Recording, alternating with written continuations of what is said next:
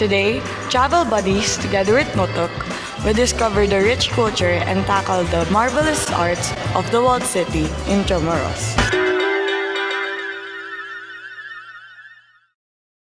So now we're going to go to Intramuros and now we're going to wait for a jeep! Yapo! Anim po kami. Anim! Kasya pa!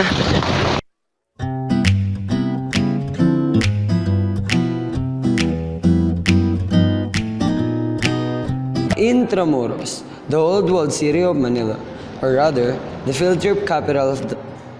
Just kidding, but for real, how many times have I visited this place? Close to 400 years, Intramuros was the Spanish medieval nucleus. It was the core of the Philippine church and state until its cruel decimation, when Americans and Japanese forces reduced the walls to shambles and the city to rubble during the liberation of Manila in 1945. Today, it stands as the oldest city in Manila.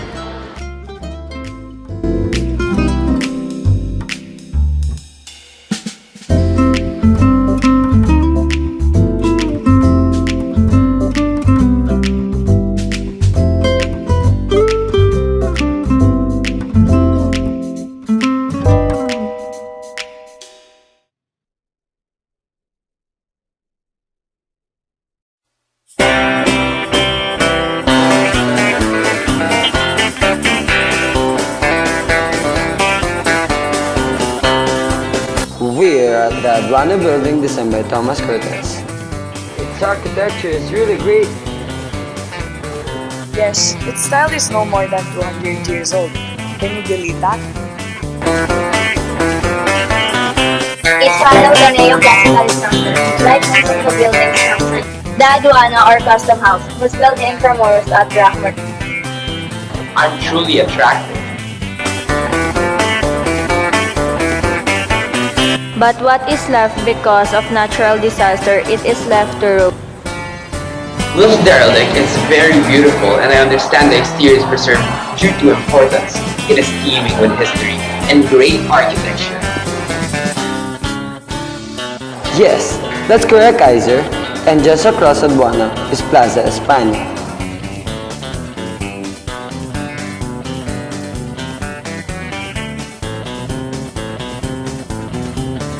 Plaza España is diminutive open space. It is surrounded by the Aduana building. The BPI Intramuros building, which replaced the old Santo Domingo church, which was destroyed during World War II. It is a triangular square which features the monument to King Philip II of Spain, after whom the Philippines was named.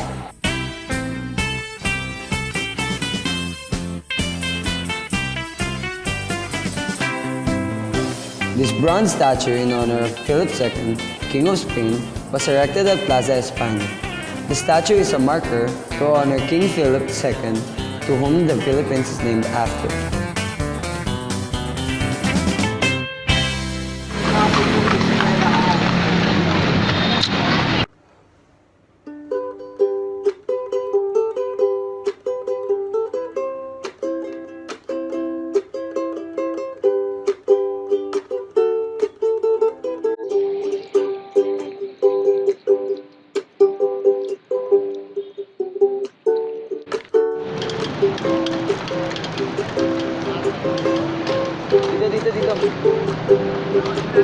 Dito. Oh, dun na talaga tayo, Mia. Dun na talaga tayo.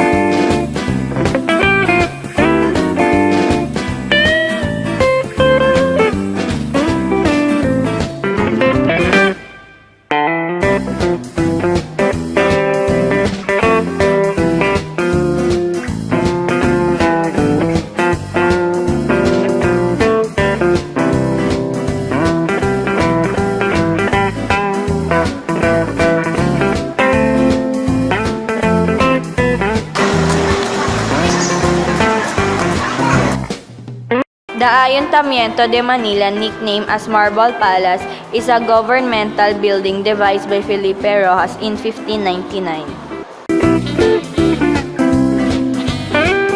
Ayuntamiento was the seat of the Manila City Council, destroyed in World War II and reconstructed thereafter. The building now houses the offices of the Bureau of Treasury.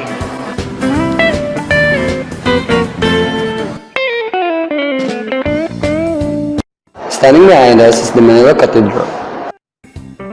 Basilica merited a papal endorsement from Pope Gregory VIII and 3 apostolic visits from Pope Paul VI, Pope John Paul II, and Pope Francis.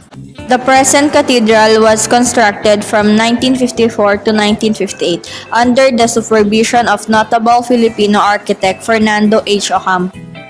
Although it laid its humble foundations during the 16th century, much of its present building was made after World War II. Not as ornate as a fakil church, the Manila Cathedral is still impressive. I still love the high vaults in the ceiling.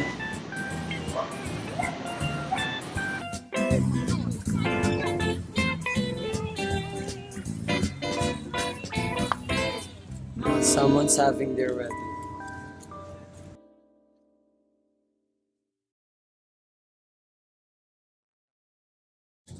Oh my god.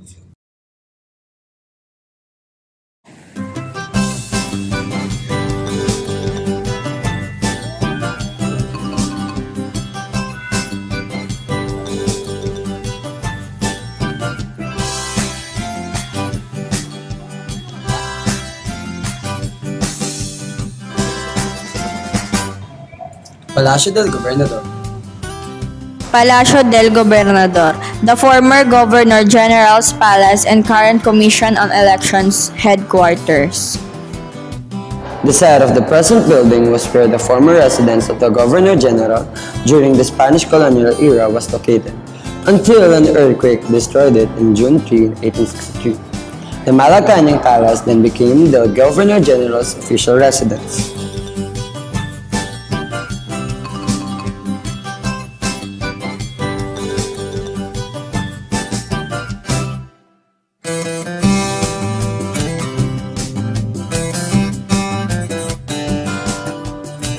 The bronze monument standing behind me is Carlos IV of Spain.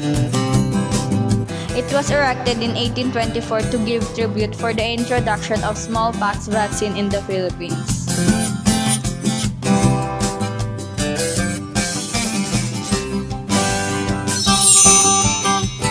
Wait, bro, what are those? Those are Rizal's footsteps. Counting Dr. Rizal's footsteps is one of the things you should do. See how many steps the Philippine hero took inside Fort Santiago before he was executed in what is now known as Rizal Park. Located inside the walled city of Intramuros lies Fort Santiago, the oldest Spanish fortress in the Philippines. Used by the Japanese military after they captured Manila, where Filipinos and Americans had their agony. And Dr. Rizal, Philippine hero, was also held as a prisoner at Fort Santiago and spent his last days here before being executed in 1896, and also where Senator Benigno Aquino, or most known as Nino. Fort Santiago is now a well-maintained park and popular tourist destination. Most of the fort was destroyed during the Battle of Manila in February 1945 and is now a historical park administered by the Philippine National Parks Development Committee. It is open from 8 a.m. to 9 p.m. and open for every child and young at heart to enjoy for only 75 pesos. You'll witness Philippines' rich past and history. They do reenactments and live acts that present what happened in this space.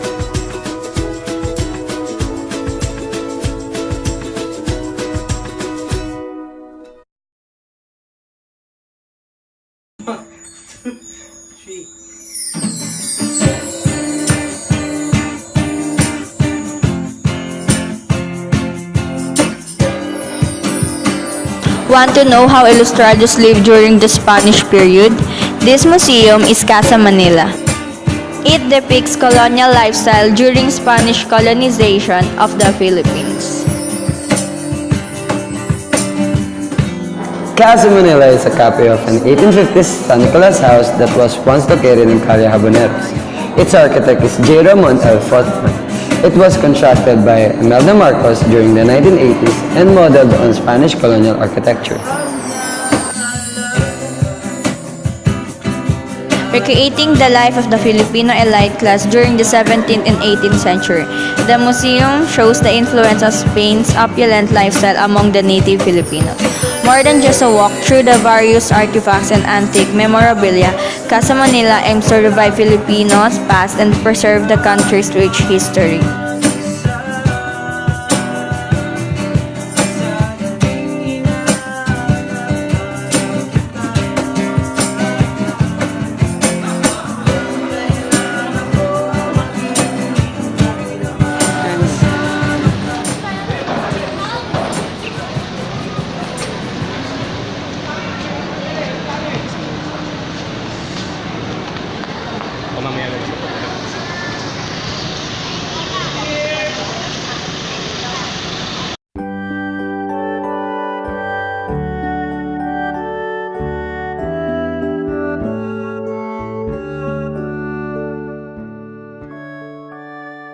Another museum that gives a crash course on the prevailing religion in the Philippines is the San Agustin Church Museum.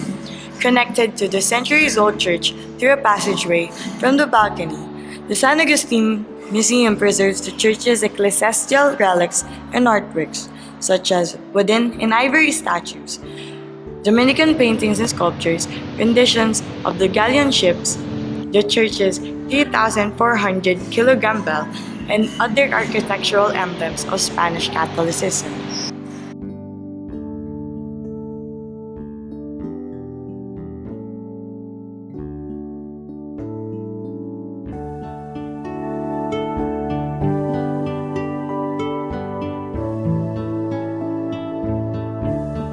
Wala. Ang ganda ng interior sa loob. Yun lang ang masasabi ko.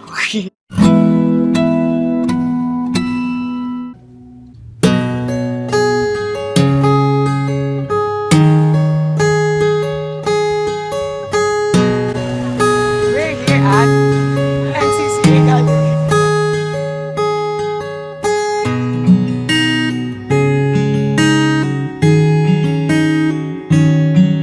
The National Commission for Culture and Arts, NCCA Philippines, is the overall policy-making body coordinating grants-giving agency for the preservation, development, and promotion of Philippine arts and culture.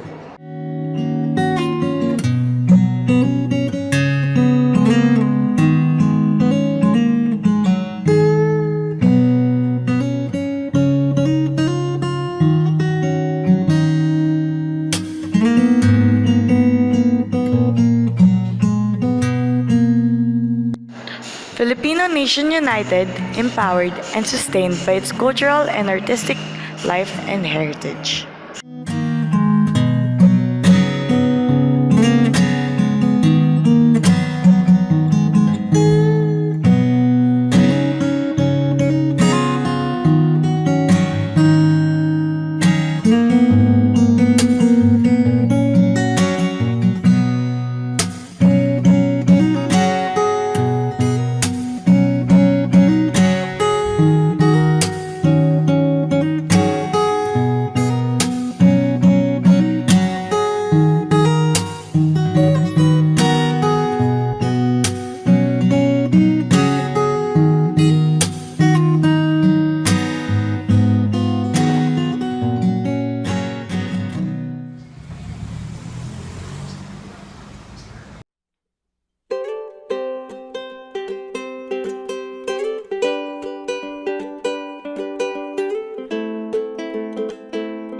Uy!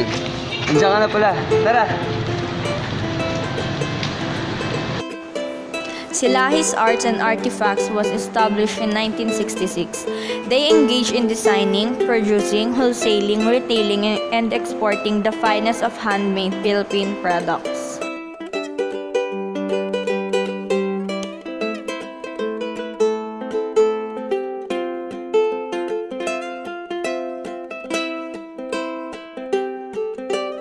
Dulay Center is more than just a shop selling Filipino local handicrafts.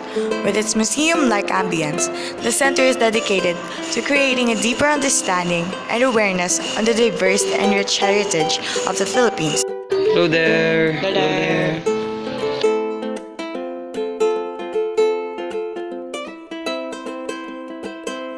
Come on here. I wanna buy this. I'll buy this for you. Go, buy it for me. Today's gadgets approach arts and crafts of yesteryears to the advancements of history.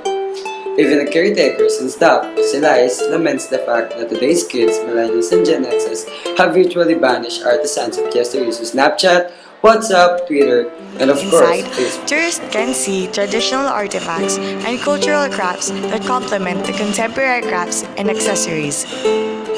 Handmade craft, baskets, tabletop furnishings, coffee book publications, knickknacks, and souvenirs seem to be gathering dust, not receipts.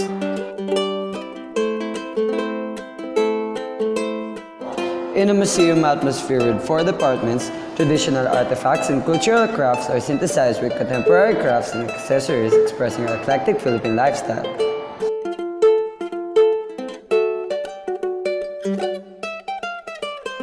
A shop of redemption comes from expatriates, tourists who recognize the value of historical items and the hundreds of hours spent in producing historical treasures. One of the major controversies it faced is during the papal visit in the Philippines in early January 2015.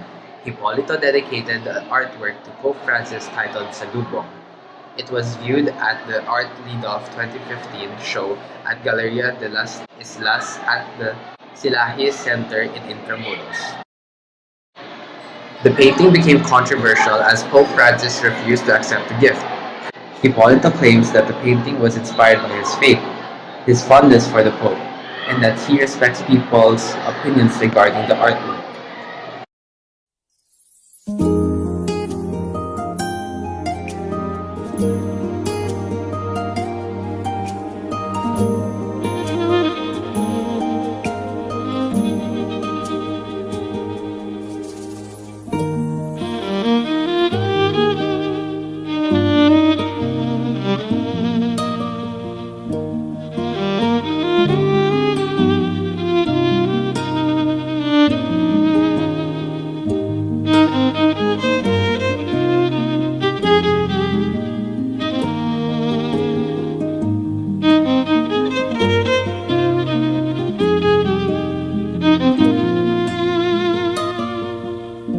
The Ilustrado restaurant is one of Manila's most respected premier restaurants, which have been serving the public with top-quality traditional Filipino Spanish dishes for over 2 decades now. Personally, for me, dining at Ilustrado is a privilege, hands down.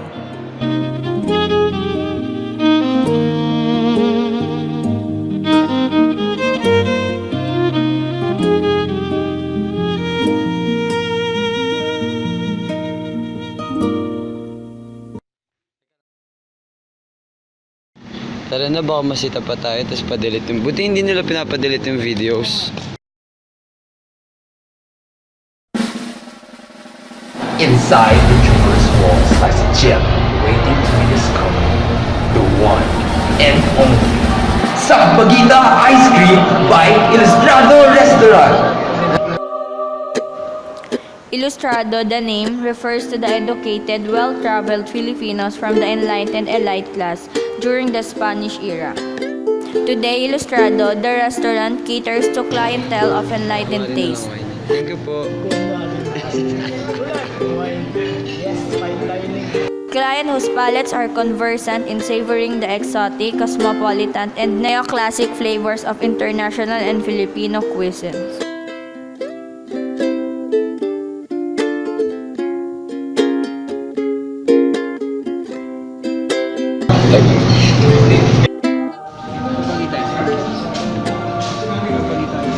Thank you po. Luscious, creamy, and super fragrant that you'd find yourself at awe after the first spoonful. I remember myself saying, OMG, this is really sampaguita. Sensational. Definitely left an indelible print in my head.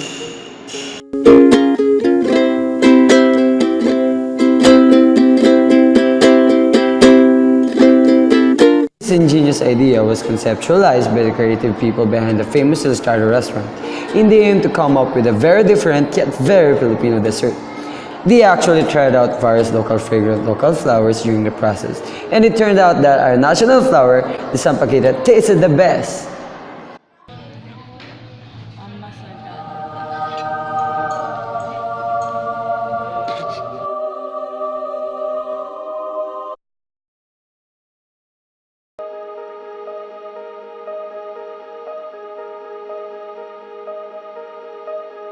Going out tonight changes into something red. Her mother doesn't like that kind of dress. Everything she never had, she's showing off. Driving too fast, moon is breaking through her hair. She's heading for something that she won't forget. Having no regrets is all that she really wants. We're only getting older, baby, and I've been thinking about it lately. Does it ever drive you crazy? Just how fast? Tapos, No, ayoko. getting better, oh, the babe. Kunin natin yung video ni Zane. No? Ni Zane. Sana it changes. Kunyari ka date ko.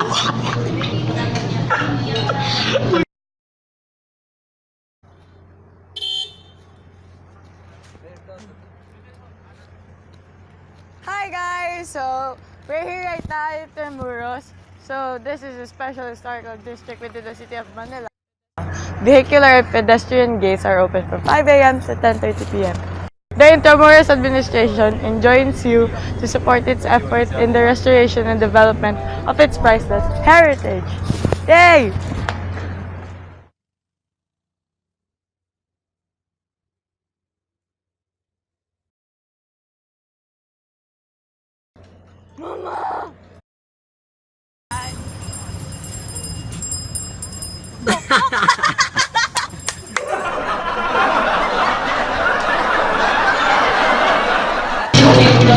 Kunwari na lang wine. Thank you po. Kunwari. Wine. Yes, fine dining.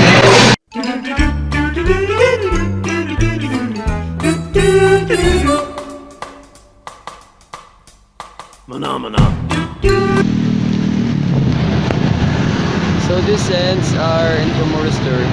Bye guys! Bye-bye.